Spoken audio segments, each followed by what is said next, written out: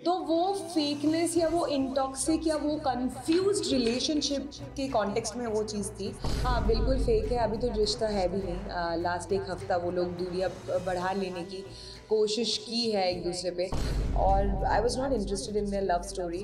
I feel it was all for the cameras and fake. ये कहना बहुत मुश्किल है। Could be anyone. एक कॉमिक स्पेस पे लिखा होगा, बट ये भी जायज़ है, अब तो बुरा लग ही सकता है, क्योंकि क्यों आपने मेरे बैक में लिखा और फिर डांस किया। सबसे पहले तो आपका वेलकम है हमारे चैनल में। Thank you. सो दूसरी बार आप घर के अंदर गई थी, कैसा रहा अभी आपका ये वाला शो? बहुत खूबसूरत रहा, ज़्यादा वक्त मिला, काफ़ी लोगों को जानने का मौका मिला, और लोगों के दिल तक, मतलब ऑडियंस के दिल तक पहुंचने का और वापस से मौका मिला। मैं बहुत खुश हूँ, मैं बहुत ग्रेटफुल हूँ कि मुझे वापस से ये मौका मिला। Out of 16 contestant I was only lucky one जिनको ये मौका मिला। खुश हूँ, मैं जेन्युइनली बहुत खुश हूँ और ग्रेटफुल। बट क्या आपको लगता है आपको जो दूसरा मौका मिला उसका पूरा फायदा आपने नहीं, पूरा तो नहीं उठा पाई, और उठा सकती थी और उठा पाती थी, क्योंकि मैं कभी भी अपने कोई भी काम से कम्प्लीटली सेटिस्फाइड नहीं होती हूँ। मुझे हमेशा लगता है मैं और बेटर कर सकती थी, और बेटर कर सकती थी। और इस बार इसलिए भी और लग रहा है कि मतलब मंजिल का वो जो लाइन है, जो फिनिशिंग लाइन है, वो थोड़ा सा दूर दिख ही रहा था। शायद और 3-4 हफ्ते में पहुंच सकती थी, और नहीं पहुंच पाई। तो इस बात का थोड़ा दुख है, इस बात का गम है कि थोड़ा सा शायद और एनर्जी और बेटर कर लेती, और थोड़ा इनपुट डालती, तो शायद ऑडियंस को और एंटरटेन कर पाती और मैं फिनिशिंग लाइन को छू पाती। बट कोई बात नहीं, जो होता है अच्छे के लिए होता है। आपने एक बात कही थी घर में कि अब आपको मंडली तोड़नी है, लेकिन सबको लगा कि अभी शायद आप कुछ करोगे, पर मैंने मतलब मैं वैसे ना ईविल या बिची टाइप की नहीं हूँ, तो तोड़ने का भी मतलब ये था कि because Nimrit is not playing solo, और उसको हर हफ्ते बोला जा रहा था, मैंने भी योगा के टाइम पे उसको बोला, तो और शिव के साथ मेरा बहुत अच्छा दोस्ती का बॉन्ड हुआ था। तो मेरा यही था कि मुझे शिव और निमृत को समझाना है या अपने तरफ करना है, और ये समझाना है कि तुम लोग अकेले खेल सकते हो।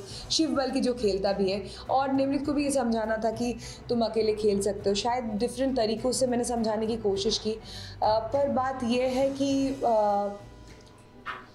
आपके ऊपर भी होता है कि आप जब कोई सजेशन मिल रहा है आपको, कि आप कितना एक्सेप्टिंग है उस सजेशन के प्रति। तो मेरा ऐसा नहीं था कि कुछ बिचिंग करके आग लगा दूँ उनके बीच में, वो मेरा कैरेक्टर है ही नहीं।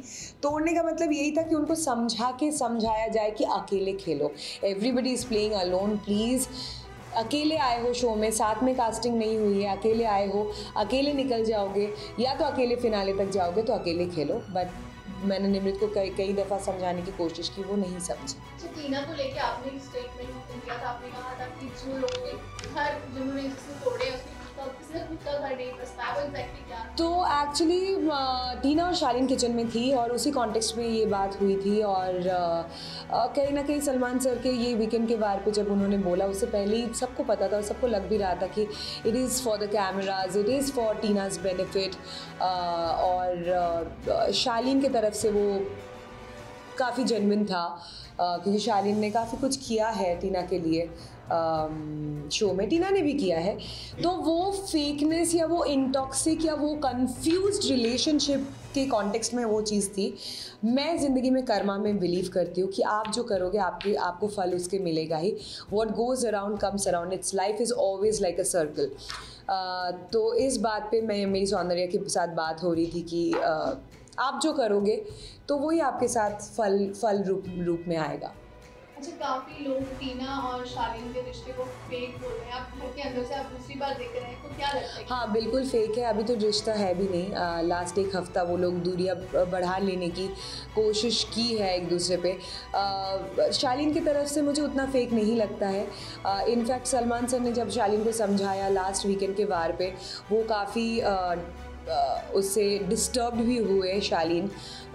कई बार मुझसे पूछ रहे थे, कई बार सलाह लेने की कोशिश कर रहे थे, बट कहीं ना कहीं दोनों कंफ्यूज्ड हैं। इट्स सो टॉक्सिक कि मुझे ना उनके दोनों के पचड़े पे पड़ना ही नहीं था। और I was not interested in their love story, and I think now it's high time audience should also not be interested in their love story. It's over. I feel it was all for the cameras and fake and yeah. अब प्रियंका की अगर हम बात करें, प्रियंका यहाँ पर एक बात रखती है और स्टैंड अपने हिसाब से चेंज करती है। आप कैसे देखते हैं? क्योंकि जब अगर हम बात करें, जब एक हार थी, जब प्रियंका जब वो नॉमिनेशन का हो रहा था तो प्रियंका अलग बात कर रही थी और अंदर अलग जो कन्फेक्शन रूम होता है वहाँ पर अलग बात। आप कैसे देखते हैं प्रियंका को? क्या अलग बात की मुझे उसके बारे में नहीं पता एक्चुअली।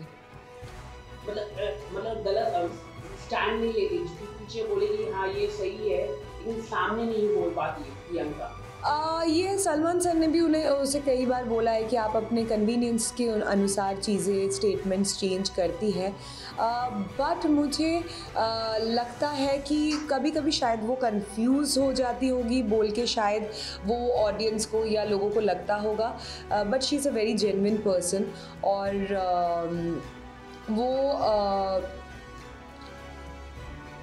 वो हमेशा हर जगह पे अपना स्टैंड लेना चाहती है।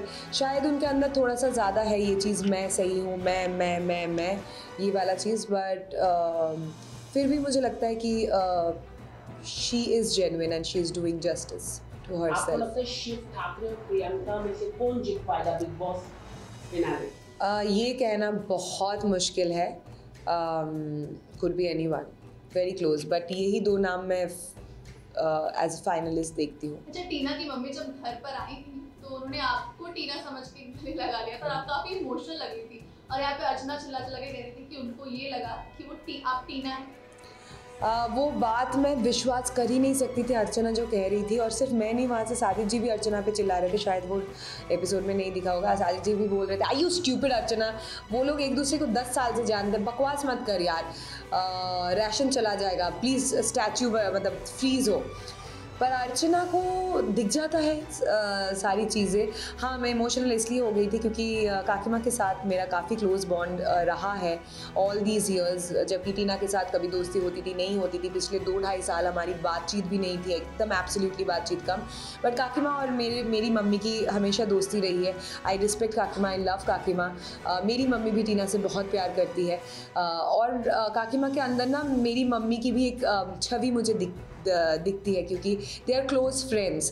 तो काकिमा ने जैसे आके मुझे हक किया तो आई कुड फील दैट ममता अंदर से, and I got very emotional, I got tears in my eyes, पर फिर मेरा पोपट हो गया। अच्छा, कल के एपिसोड में शिव ठाकुर और अब्दू की बात हो रही थी, जहाँ पर अब्दू ने फाइनली वो रीजन बताया कि वो साजिद से क्यों बात नहीं कर रहे थे, क्योंकि जो भी साजिद ने उनके साथ हाँ, किया लिखा है, अब्दू को पसंद नहीं आया।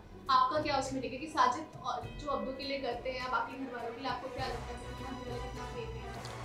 नहीं, वो रियल है या फेक है वो मुझे नहीं पता। Actually Sajid ji loves comedy, Sajid ji loves to make fun of loves to make fun. उनका इसमें हमेशा से कोई इंटेंशन नहीं होता है कि हाँ इसको बुरा लगाते हैं ऐसे कॉमेडी करके या ऐसे उसका मजाक बना के। On the other hand I also know कि साजिद जी ने अगर वो लिखा होगा या किया होगा, क्योंकि Sajid ji genuinely cared about Abdu and cares for Abdu, तो अगर लिखा होगा तो वो जस्ट फनी मतलब एक कॉमिक स्पेस पे लिखा होगा। बट ये भी जायज़ है, अब्दू को बुरा लग ही सकता है क्योंकि क्यों आपने मेरे बैक में लिखा और फिर डांस किया। तो दोनों तरफ से दोनों सही है। एक आखिरी सवाल, आपको लगता है कि अर्चना गौतम टॉप 3 में आ सकती है टीआरपी के हिसाब से या शो की कंटेंट वाइज? अगर आप देखें तो चाहे वो MC स्टैन की गालियाँ हो, जब वो एपिसोड हो, या साजिद गुस्सा हो जाते हो, या नॉमिनेशन जो आप लोगों का हुआ था जहाँ पर सेव करने का, कहीं ना कहीं अर्चना गौतम बात भी मार लेती है। हाँ, वो तो करती है, पर इरिटेटिंग काफ़ी है, but on the other side she is entertaining. तो हाँ, टॉप 3 में आ सकती है, टॉप 5 में तो आ ही जाएगी वो। आ ही जाएगी।